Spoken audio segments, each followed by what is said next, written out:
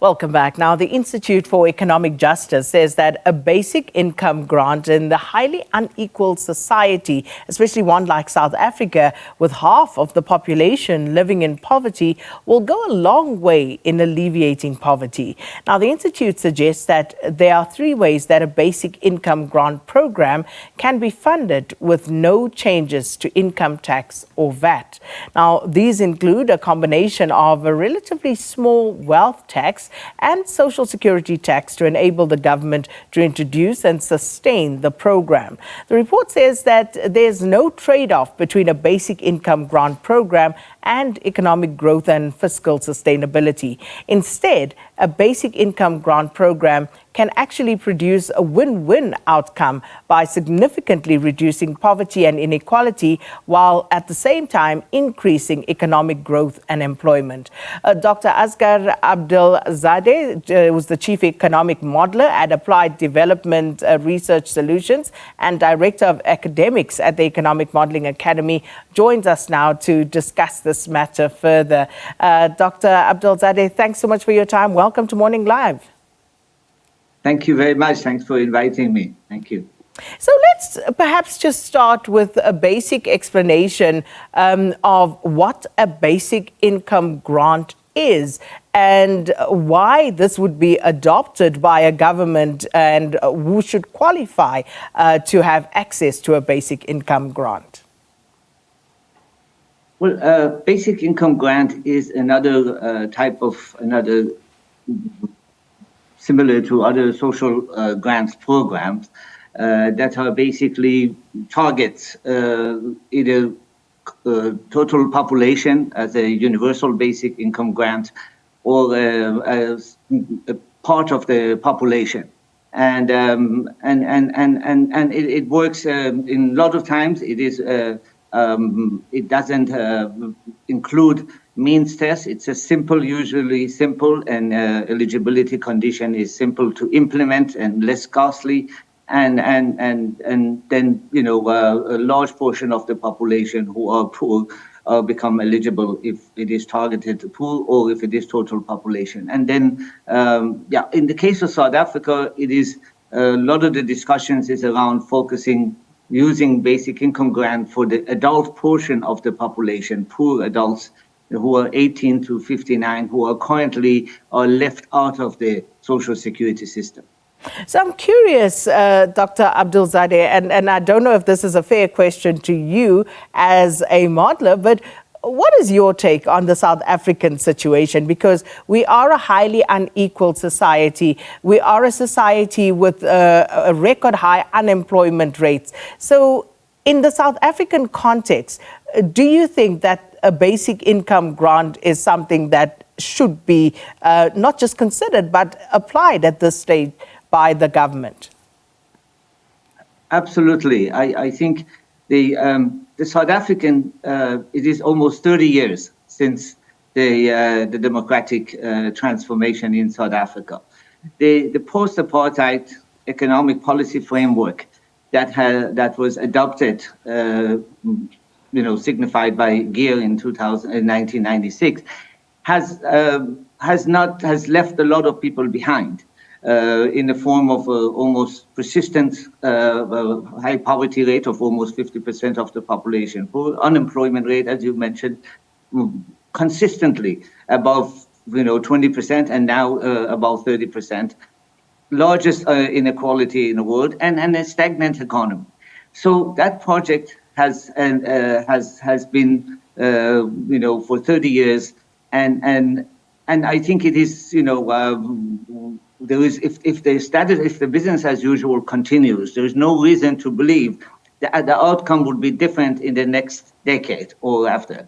Therefore, to do something, I think the key part of this report is that whether the government finds it, at this point, is that whether to spend about between 1% and 2% of the GDP in the next 8 years on a program that will reduce the poverty rate by 2/3, isn't it time to do something like that? Because the business as usual doesn't do it and will not achieve such a such a turnaround in terms of poverty and inequality as well.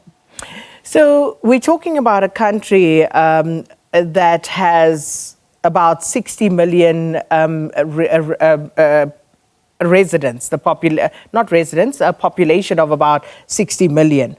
Of those, about 19 million are grant recipients. So almost a third of the nation is dependent or one or other type of social grant from government.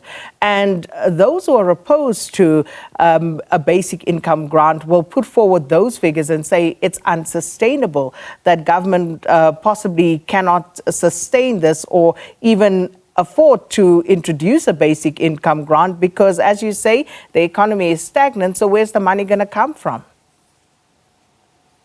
Well, the numbers that you're referring to in terms of the social security, these are all social security system in South Africa. These are means tested. We're talking about a poor portion of the population who are, if they have jobs, if they have source of income, otherwise they automatically get out of the social security system. And the same thing that in our report, the adult grant that we have scenarios that we have developed, they also are means tested. They are not universal. They are means tested and targeting poor adults. So the problem of the economy is obviously not being able to grow, not being able to create enough livelihood for its population. At the same time, South Africa is a rich country. It doesn't mean that everybody has remained poor. Actually, the rich has become richer. That's why South Africa has become, the most unequal. At the same time, the wealth and income has become more and more concentrated in the last 30 years. So the country is a rich country, and it can afford, depending on its willingness, the government's willingness to embark on this, and its creativity and using tools that are available. It is not a zero-sum things that we're looking at. They have to prioritize. If they're attacking poverty is a priority, then and the inequality is the worst in the world, then I think it can be it is a necessity that the government takes up. The other aspects is that the issue of the poor adults has been on the table since Taylor Committee in early 2000s of Social Security. So it's part of the poor who've been left out of the Social Security. Then it is these scenarios that we have developed trying to address going forward.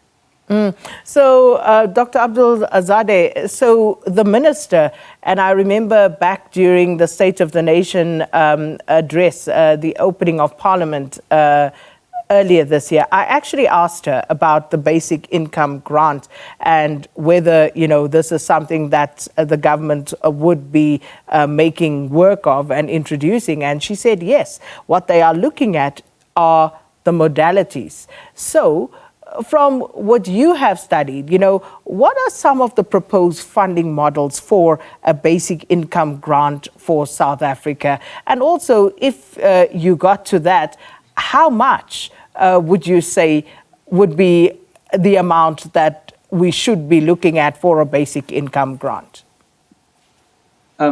There are already proposals in reports that was done for Department of Social Development regarding using income tax, current income tax, and value-added tax as a way of funding adult grant. We have looked at additionally on the issue of wealth tax and social security tax.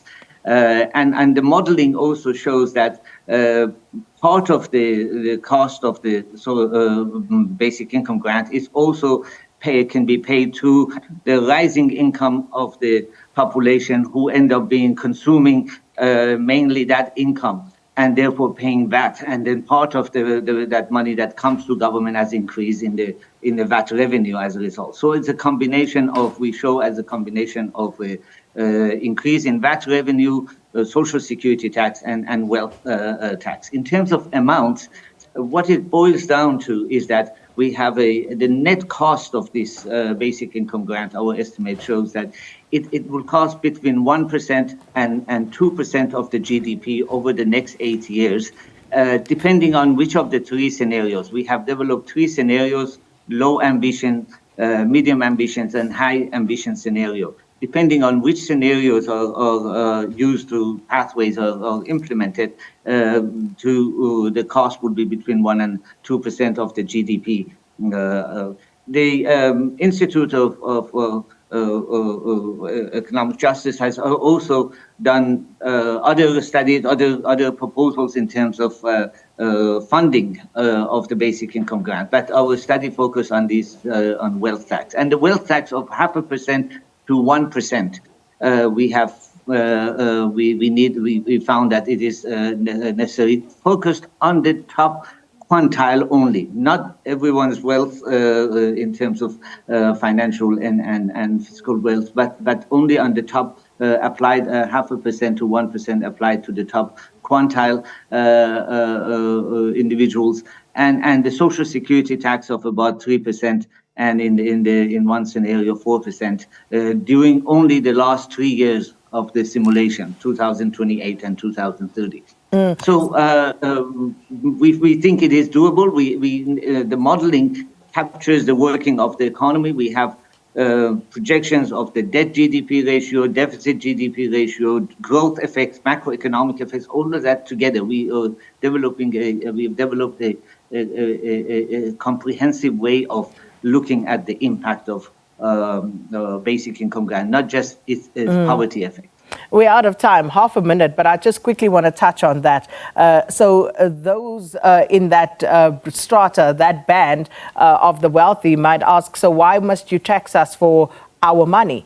You've got countries like France where they've received backlash when it was reported that there's an increasing number of France's top earners who were leaving the country, and they were blaming high taxes for the wealth drain. So how do you, in half a minute, convince those that, this is the right thing to do?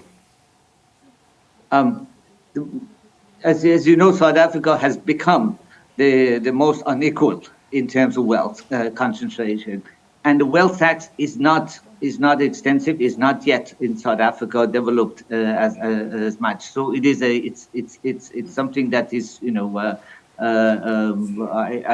we think is necessary to consider to deal with the and I think actually the private sector will be an important beneficiary of basic income grant because of increase in demand, increase for the food, for clothing, for all kind of goods that the poor who receive that grant will use.